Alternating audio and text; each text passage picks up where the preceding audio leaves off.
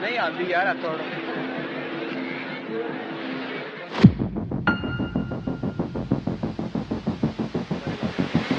district mpya hii ya hapa, nasema kwamba mimi kitu moja kinanifurahisha,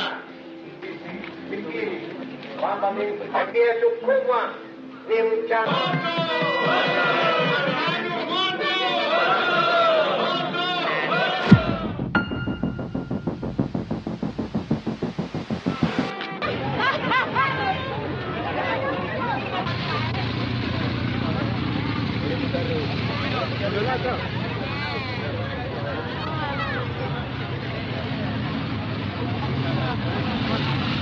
Dark Echoes 254. In the heart of Kenya's political history lies a chapter so dark, so bloody, and so silenced that many still struggle to speak of it today. This is not about power. This is not just about politics. This is about betrayal, bloodshed, and a nation turning on its own people. On October 25th, 1969, the city of Kisumu was supposed to witness progress, the grand opening of a hospital meant to serve the people. But instead, it became a battleground. What began as a political visit quickly turned into a massacre. Bullets rang through the air, bodies dropped, and silence followed, not just in that moment, but for decades. The victims were ordinary citizens, men, women, youth, protesters, onlookers. No one expected the president of an independent Kenya to unleash gunfire on his own people. But that's exactly what happened. Behind the scenes were two powerful men, President Jomo Kenyatta, the father of the nation, and Jaramogi Oginga Odinga, his former ally turned enemy. Their fallout had been simmering for years. That day in Kisumu, it exploded, and yet this story is barely taught, barely acknowledged, a wound covered by silence and fear. But history doesn't lie, it waits.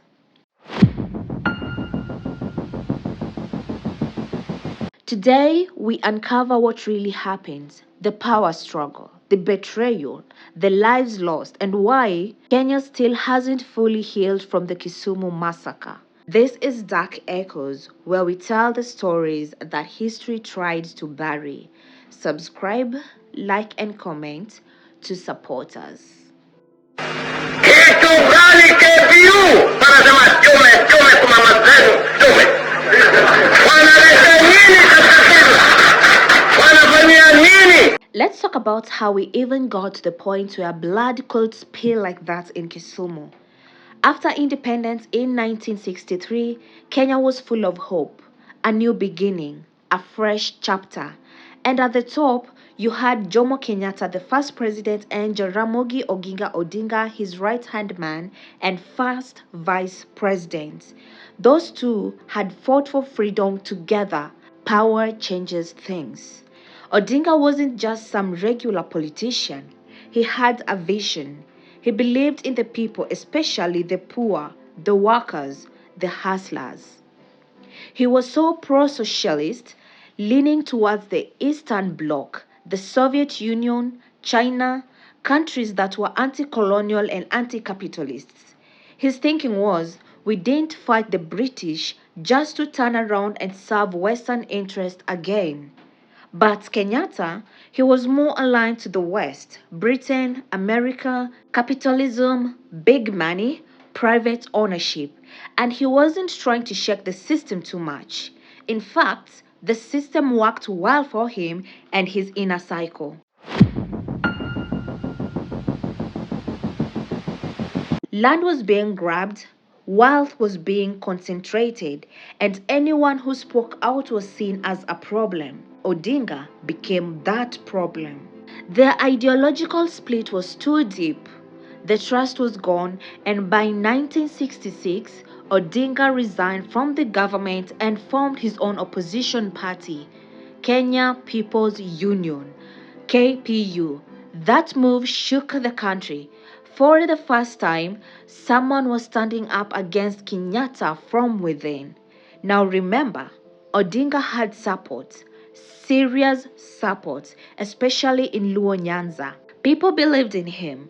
They saw him as the voice of the truth. So when KPU started gaining momentum, the government got nervous. Suddenly, Odinga's allies were getting arrested. KPU rallies were being banned. Police were harassing his supporters. The state was tightening the grip, controlling the media, suppressing dissent, and painting Odinga like an enemy of progress. And the thing that scared the government the most, Odinga wasn't just an opposition figure. He was a symbol, a revolutionary one. He represented a path Kenya could have taken, one that was more people-centered, less colonial in structure, one that would have forced real redistribution of power and resources. But instead of engaging that vision, the state chose to destroy it. By the time 1969 rolled around, tensions were boiling, communities were divided, politics was no longer just politics, it had become tribal, personal, life or death.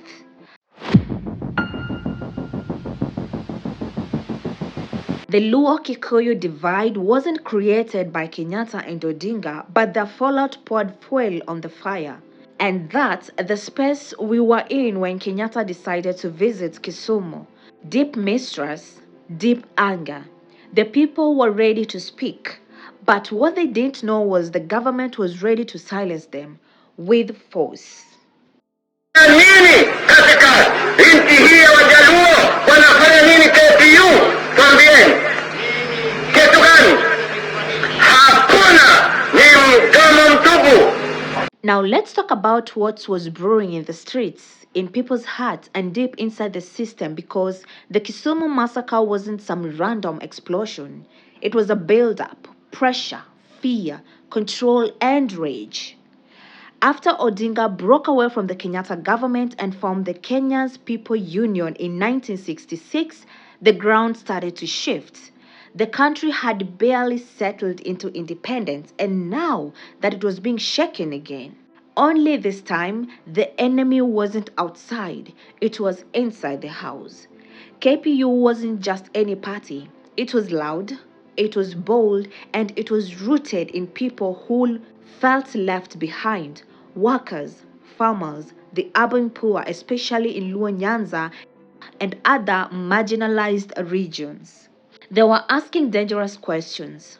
Why are we still poor after independence? Why is land still in the hands of a few?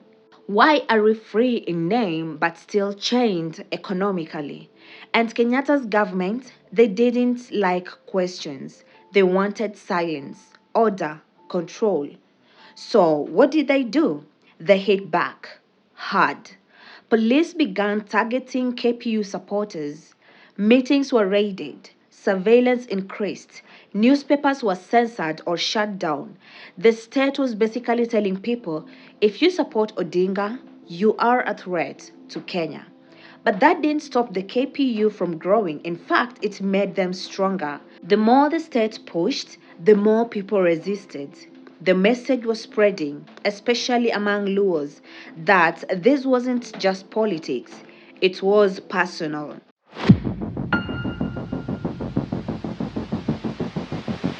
The system wasn't just ignoring them, it was crushing them. And then there were the by-elections in 1966 known as the Little General Election. KPU candidates won big in lower areas. That was a slap in the face to the government. The people had chosen a side and it wasn't Kenyatta. From that moment, the government shifted from pressure to paranoia. They saw Odinga as a threat to national unity, or at least that's what they told the public. But behind closed doors, it was about power. The fear wasn't that Odinga would divide Kenya, the fear was that he would wake it up, and the state prepared accordingly. A General Service Unit (GSU) was mobilized. Intelligence agencies watched every move.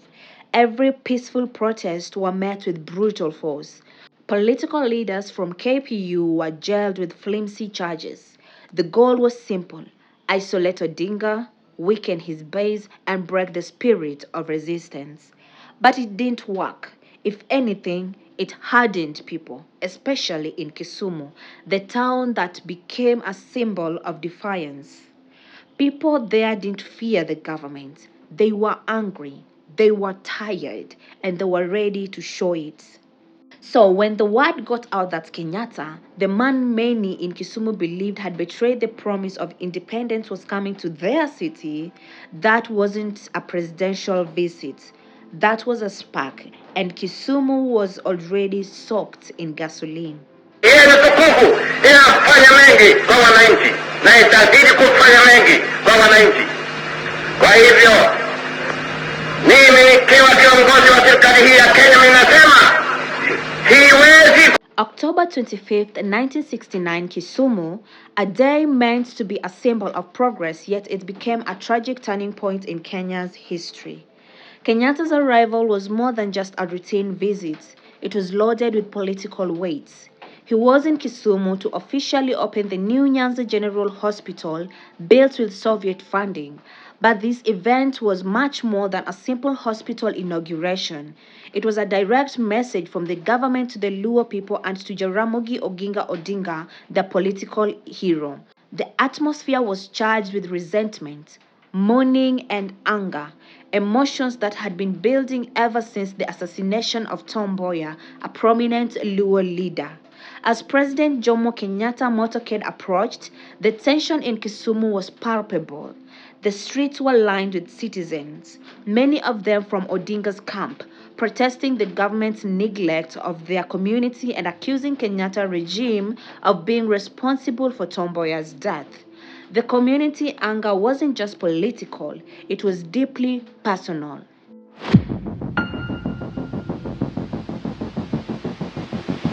For them, Kenyatta's government represented betrayal, and Kenyatta's presence in Kisumu, the heart of Luo land, was seen as a provocation. Kenyatta arrived to jeers and loud boos. As he took the podium to address the crowd, it was clear the people were not there to cheer. Instead, they were there to express their frustration and disillusionment. Among the crowd, loud chants echoed, "Ndume, Ndume," the rallying cry of Odinga's KPU. The crowd was restless, but their anger had reached a boiling point when unexpectedly a rotten egg was hurled towards Kenyatta.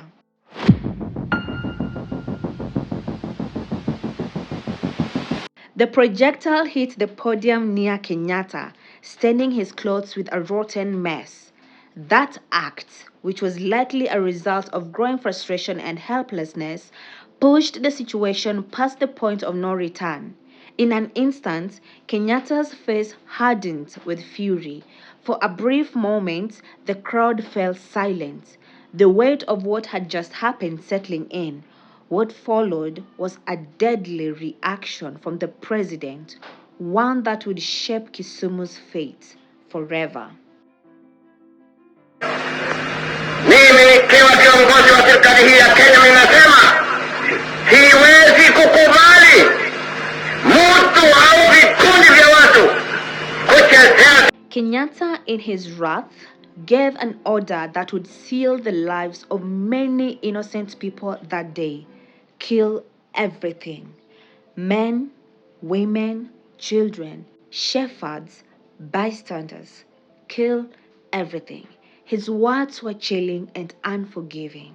The police, mostly notably the GSU, acted swiftly.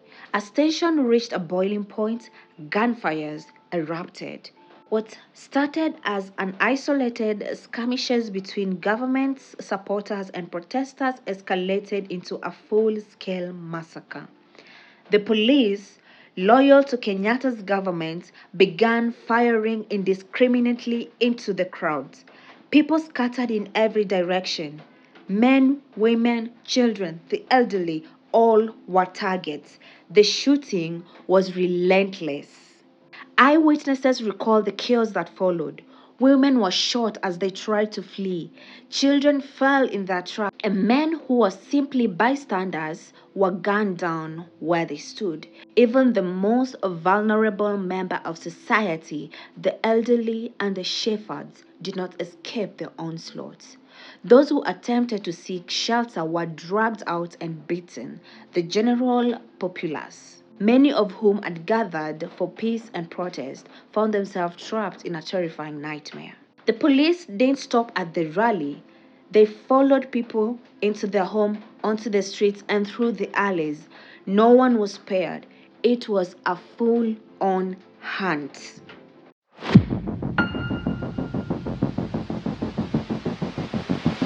The air was thick with the sound of gunfires, and screams filled the city as more and more bodies fell. The massacre was not a random act of violence. It was a political statement. In Kenyatta's eyes, the rebellion in Kisumu had to be crushed, and the lives of the innocent were the price of maintaining his power. The massacre was clear. Challenge the regime, and there will be no mercy. As the bloodied street began to quiet, the true extent of the massacre became apparent. The official government count was staggeringly low, just a handful of deaths, a number that was utterly misleading. Eyewitnesses, however, reported that more than 100 people were killed, possibly more. Many of the bodies were unrecognizable, reduced to nothing more than lifeless husks in the mouth. Some of them school students who stood to welcome the president. Even the press, which had been present to cover the inauguration, was quickly silenced. The government imposed a strict news blackout, minimizing coverage of the brutality that had unfolded. What would have been an important moment in Kenya's history became a politically sensitive and deeply suppressed event. No one was to know the truth of what had happened that day, at least not officially. But in Kisumu, the people will never forget. The massacre became more than just a tragic chapter in the city's history. It became a symbol of oppression and violence that had been enacted by the government against its own citizens. Kenyatta's order to kill everything reverberated through the city, embedding itself in the collective memory of Luo community, who saw it as a harsh reminder of the political marginalization. The massacre sent shockwaves throughout Kenya. For the Luo, it was yet another betrayal. For the rest of the nation, it was a stark warning of how far the government would go to silence dissent. The Kisumu massacre marked the beginning of a more brutal era of politics in Kenya, where power was maintained not through negotiations or dialogues but through sheer force and violence. In the days and months that followed, the government crackdown on opposition became more severe. Opposition leaders were either arrested or silenced, and any form of protest was crushed mercilessly. Kenyatta's regime had demonstrated that it would tolerate no challenge to its authority, and the Kisumu massacre was the tragic demonstration of this unyielding stance. But as the years passed, the people of Kisumu did not forget. The memory of those who died that day, the men, the women, children, and innocent bystanders, would continue to burn brightly in the heart of those who survived. October 25th became a day of remembrance for the fallen and a day of reflection for a nation still grappling with the trauma of its past. Kikuyu, while the forces of law and order fought to keep them. In the immediate aftermath of Kisumu massacre, the Kenyan government moved swiftly and ruthlessly to tighten its grip on dissent. What had started as political fallout between Jomo Kenyatta and Jaramogi Odinga had now spiraled into open repression, with the Luo community and any perceived opposition squarely in the crosshairs. Kenyatta's government painted the massacre not as a state violence but as a justified response to unruly behavior and attempts to disrupt peace. Officials claimed the president's life was in danger. These narratives served as the foundation of sweeping crackdown. Odinga, who had already resigned from the vice president and found the opposition party KPU, was placed under house arrest. Many of his allies were detained without trial, harassed, or forced into silence. KPU itself was soon banned, effectively eliminating any legal opposition to KANU, the ruling party. Security forces were deployed across Luo Nyanza in large numbers. Surveillance increased, movement was restricted, and political gatherings were crushed before they could begin. Even ordinary citizens were not spared. In villages and towns across western Kenya, police conducted raids, interrogation, and intimidation tactics meant to root out anti-government elements. The press, already under pressure, was warned against covering the events in Kisumu in any way that challenged the state's version. Independent reporting was censored, and foreign journalists were closely monitored or expelled altogether. The Kisumu massacre had sent a chilling message across the nation. Resistance would be met with bloodshed. What followed was a political climate of fear, where silence became survival. For Kenyatta, this strategy cemented his power. For opposition voices, it marked the start of a long, dark period of suppression.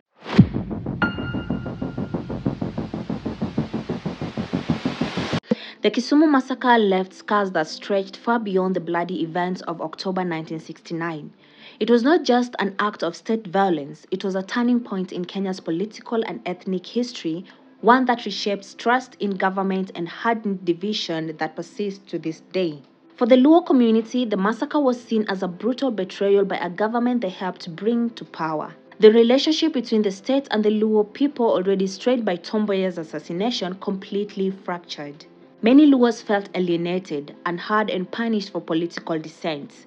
These deep-seated resentments towards central authority would echo through future generations, fueling feelings of marginalization and underrepresentation in national leadership. Politically, the massacre marked the death of open opposition in Kenya. With the banning of KPU and the crackdown of dissent, Kenya effectively became one-party state.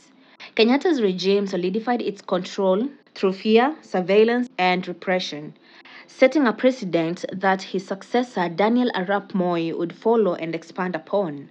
The massacre served as a warning of what would happen to who challenged the state, and for years, very few dared. In the broader national psyche, Kisumu became synonymous with state brutality. It symbolized a government willing to use deadly forces on its own people, and it planted seeds of mistrust between citizens and security forces.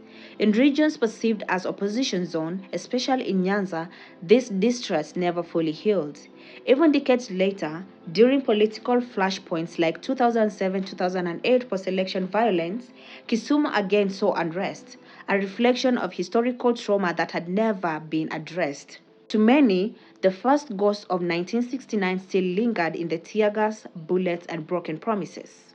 The Kisumu massacre is not just a moment of history, it's a shadow that continues to fall across Kenya's struggle for unity, justice, and true democracy.